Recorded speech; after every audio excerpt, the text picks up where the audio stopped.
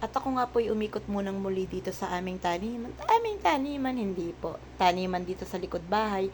At ako nga po na ay mangunguha ng anamoy chiko baga ito. Pero hindi, ito ay peras dito sa Hungary. Pero ang peras kasi sa atin sa Pilipinas ay kulay puti. At ayan nga, napagdesisyonan ko na ito muna yung aking kakainin habang nagpepecha de peligro muna. Alam nyo yung pecha de peligro, kapag wala ka pang sahod at medyo malayo pa, ay di pecha de peligro. Mag-aala prutas muna tayo, pero ito naman ay nakatipid ka na, mabitamins pa ang iyong katawan. Ay biruin nyo naman din pinipitas-pitas laang. Kahit yan ay maliit pa, sobrang tamis na niyan.